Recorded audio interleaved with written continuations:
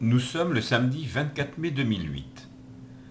Cette semaine, vous pouvez le constater ici, le CAC 40 a connu une baisse de 2,85%.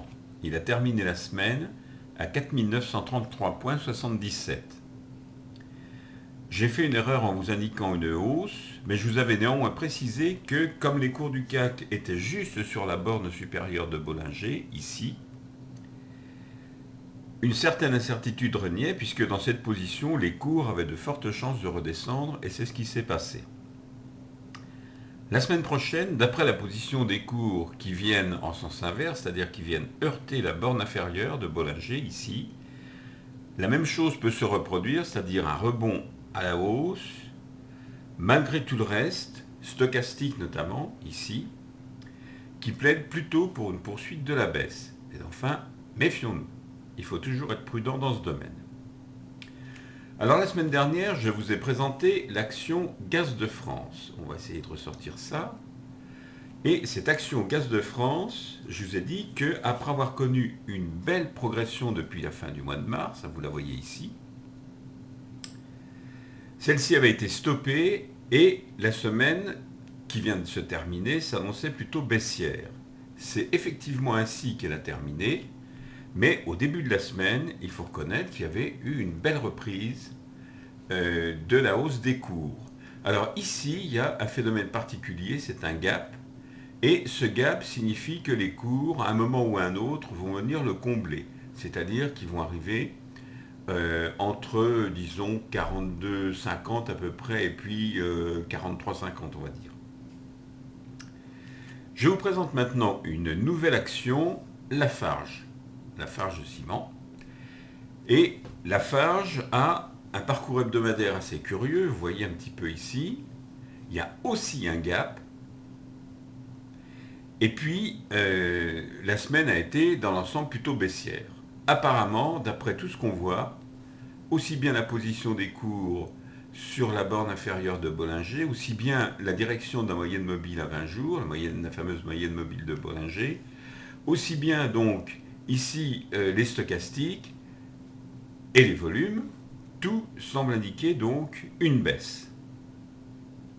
Bon, on verra. Alors le 23 mai, c'est-à-dire hier en clôture,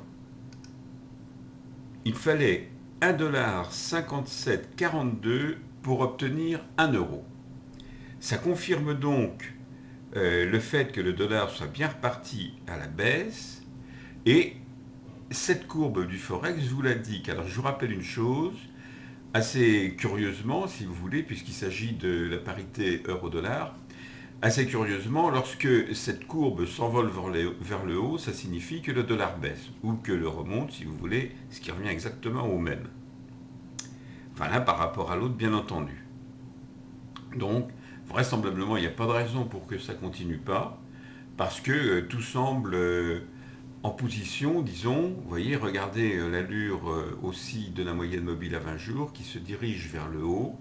Regardez le début d'une ampoule qui a l'air de s'ouvrir. Regardez les stochastiques. Tout ça, ça indique qu'effectivement, il risque d'y avoir une continuation du mouvement. C'est-à-dire qu'une fois de plus, le dollar va baisser par rapport à l'euro. Et maintenant, dernière chose en ce qui concerne l'or. Alors l'or, vous le voyez ici, bon, l'or a bien repris sa valeur. L'or, c'est pareil, confirme cette fois-ci sa reprise de la hausse.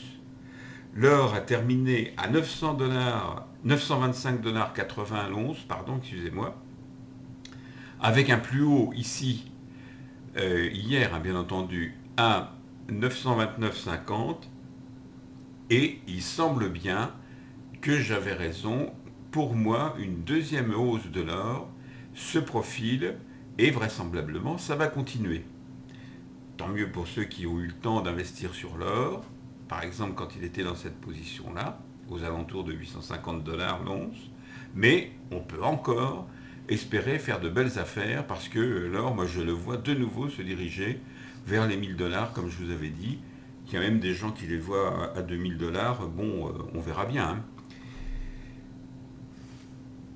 Que vous dire de plus? Rien. Sinon, vous souhaitez de passer une excellente semaine boursière.